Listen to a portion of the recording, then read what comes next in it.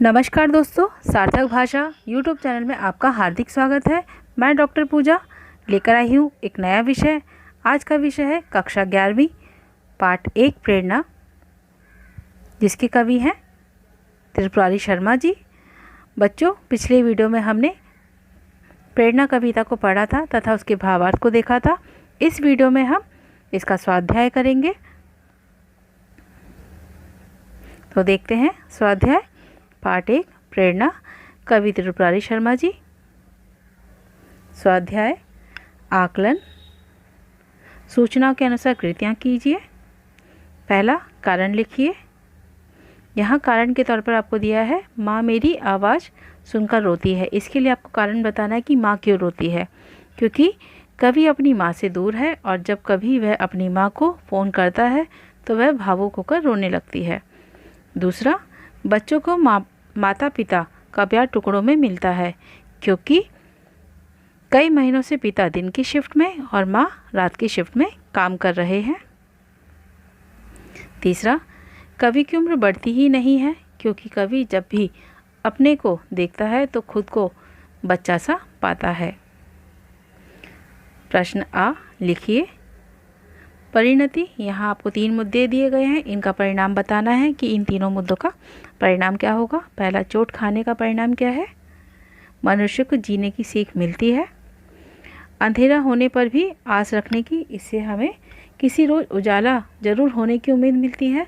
तीसरा, दीप, एक ही दीप से सफ़र आरंभ करने की, इससे हमें यह सीख मिलती है जहाँ कदम रखोगे वहीं रोशनी होगी। यानी हमें हमेशा उम्मीद रखनी है और एक ही टारगेट रख के चलना है। काव्य सौंदर्य। प्रश्न 2 अ, ममत्व का भाव प्रकट करने वाली कोई भी एक त्रिवेणी ढूंढकर उसका अर्थ लिखिए। सबसे पहले हम त्रिवेणी देखेंगे। इन पंक्तियों में ममत्व का भाव स्पष्ट दिखाई देता है। माँ मेरी बेवजह ही रोती है, फ़ोन पर जब भी बात होती है, फ़ोन रखने पर मैं भी रोता हूँ। अब इसका स्पष्टीकरण देखते हैं, अर्थ देखते हैं।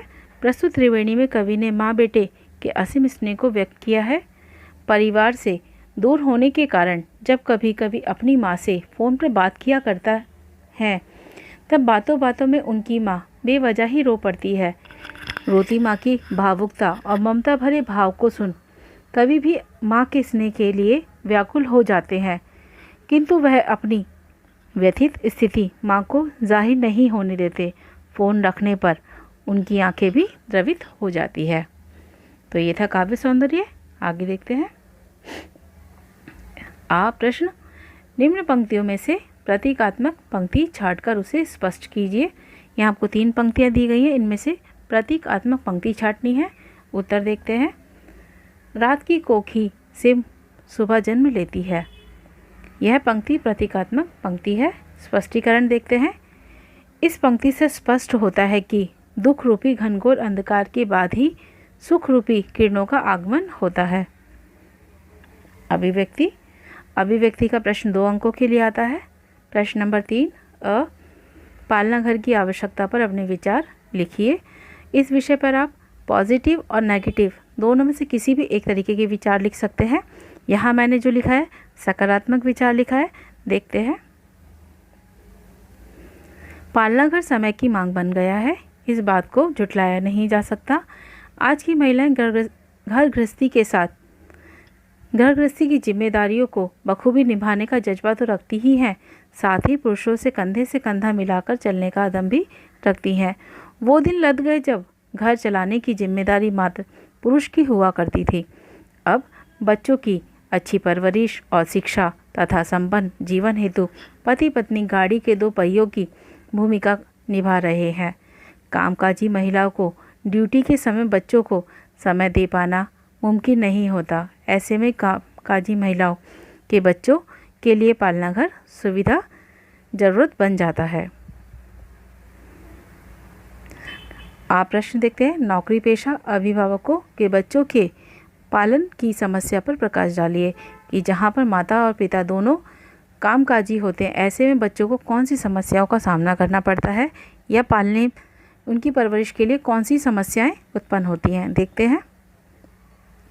समय को देखते हुए आज पति पत्नी दोनों का नौकरी पेशा युक्त होना अनिवार्य सा हो गया है। ऐसे में नौकरी पेशा अभिभावक अपने बच्चों को सुख सुविधा तो मुहैया करा देते हैं, लेकिन उपयुक्त समय नहीं दे पाते। सीमित छुट्टियां होने के कारण बच्चों के लिए किसी आया को रखना पड़ता है या पालना घर में छोड़ना विवशता हो जाती है। किसी अनजान के हाथ में पूरा दिन देखभाल के लिए बच्चों को छोड़ना किसी खतरे से कम नहीं। माता पिता के तबादले से बच्चों की शिक्षा और परिवेश पर प्रभाव पड़ता है। शिक्षण सत्र के बीच में तबादले से बहुत सी समस्याएं होती हैं, जिससे वे परेशान हो जाते हैं। माता पिता का नौकरी के कार्यों में व्यस्त होने के कारण बच्चों को किसी और के घर में रहना पड़ता है, जिससे बच्चे अपने घर और परिवार के सुख का आनंद नहीं ले पाते। अपने बच्चों को स्कूल तक छोड़ने व लाने का भी समय उनके पास नहीं होता। नौकरी पेशा अभिभावक के बच्चों के जीवन में स्थिरता नहीं रहती।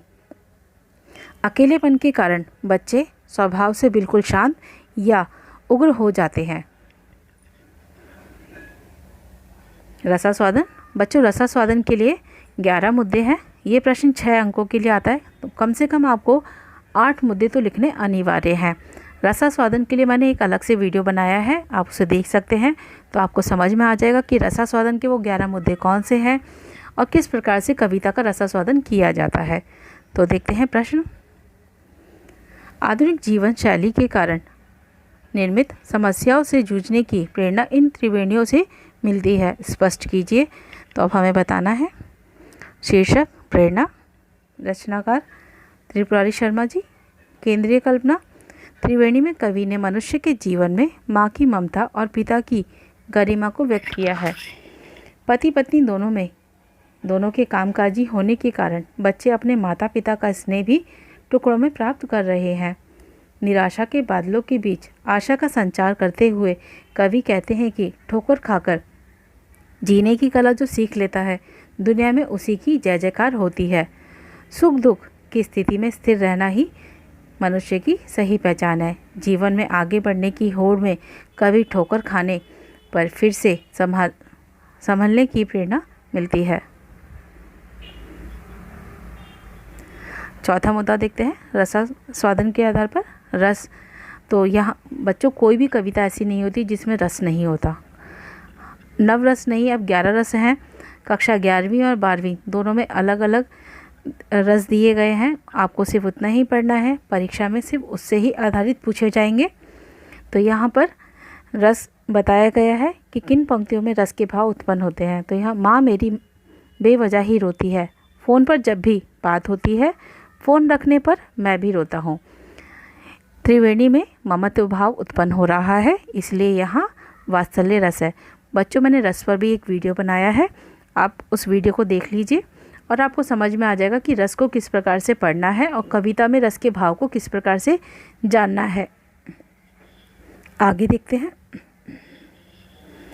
प्रतीक विधान। त्रिवेणी पूर्णतः सकारात्मक विधान पर आधारित है। त्रिवेणी में पेड़ में बीज और बीज में पेड़ तथा खुशियों का वृक्ष आंखों में उमड़े आंसुओं के जल से सींचने पर ही लहलाता है। पिता के बाह्य और भीतरी स्नेह की त्रिवेणी में प्रतीक विधान का बहुत ही सुंदर और मनोहारी चित्रण को दर्शाता है। अगला मुद्दा देखते हैं। रसास्वादन का कल्पना। त्रिवेणी में कल्पना की बात की जाए तो या कही जाए तो स्पष्ट दिखाई देता है। अब यहाँ पे त्रिवेणी लिखनी है या कविता की उन पंक्तियों को लिखना है जहाँ पे आपको कल्पना स्पष्ट झलकती है। अपनी आंखों में जब भी देखा है एक बच्चा सा खुद को पाया है, कौन कहता है उम्र बढ़ती है। त्रिपुरारी जी ने अपनी कल्पना अनुसार बताना चाहा है कि समय की धारा में सिर्फ इंसान का शरीर और उम्र बढ़ती है, लेकिन मन में सदैव वह बच्चा ही रहता है। अगला देखते हैं। पसंद की पंक्तियाँ। जिस कविता के लिए आपको रसास्वादन करने के लिए कहा जाएगा, उस कविता की ही पसंद की पंक्तियाँ आपको लिखनी है। आप किसी अन्य कविता की पंक्तियों को नहीं लिख सकते हो। तो यहाँ पर मुझे जो पंक्तियाँ पसंद थी मैंने वो लिखा है। चाहे कितनी ही मुश्किलें आए, छोड़ना मत उम्मीद का दामन, ना उम्मीदी तो मौत है प्यारे। प्रेरक। त्रिवेणी की ये पंक्तियाँ मुझे बेहद पसंद है। ऐसे स्टेटमेंट लिखना ज़रूरी है। अगर आप ऐसा नहीं लिखेंगे तो आपके अंक काट लिए जाएंगे। पसंद आने का कारण, अब ये कविता या ये त्रिवेणी या ये पंक्तियाँ पसंद आने का कारण क्या है, आपको वो भी बताना पड़ेगा। त्रिवेणी में त्रिपुरारी जी ने प्रेरणा देते हुए कहा है कि जीवन में चाहे कितनी भी मुश्किलें आए, उसे निराश और हताश नहीं होना चाहिए। विपरीत परिस्थितियों में उम्मीद का दामन नहीं छोड़ना चाहिए। जीवन में ना उम्मीद मौत का प्रतीक है, इसलिए मनुष्य को अपनी उम्मीद और विश्वास पर खरा उतरकर मृत्यु को पराजित करना है। अगला देखते हैं शब्द समूह, यानी कवि ने किस तरह के शब्दों का चयन किया है। प्रेरणा त्रिवेणी की भाषा सरल, सहज, सुगम तथा बोधात्मक है। त्रिवेणी में हिंदी के साथ साथ उर्दू और अंग्रेजी लिप्यंतरण का मतलब होता है अन्य भाषा में जैसे वो शब्द बोला जाता है उसे वैसे ही लिखा जाए। जैसे इंग्लिश में डॉक्टर बोलते हैं, डॉल बोलते हैं, तो उन शब्दों को हम वैसे ही लिखते हैं। तो यहाँ पर लिप्यंतरण शब्दों का प्रयोग किया गया है। जैसे आगाज़ सफ़र, हसरत, ये दोनों उर्दू शब्द हैं। ऑफिस, शिफ्ट, ये इंग्लिश के यानी अंग्रेजी शब्द हैं। तो इस प्रकार से हिंदी के साथ साथ उर्दू और अंग्रेजी शब्दों का भी चयन किया गया है। तो इस प्रकार से हम लोगों ने रसास्वादन को पूरा किया, जो कि 6 अंकों के लिए है। आगे देखते हैं साहित्य संबंधी सामान्य ज्ञान जानकारी। यहाँ पे पहला प्रश्न पूछा गया है, त्रिवेणी काव्य प्रकार की विशेषताएं। तो पुस्तक में आपको 3 विशेषताएं दी गई है, लेकिन प्रश्न के आधार पर आपसे सिर्फ 2 विशेषताएं पूछी गई हैं। तो यहाँ 2 विशेषताएं लिखेंगे। पहली, त्रिवेणी 3 पंक्तियों का मुख्य छंद है।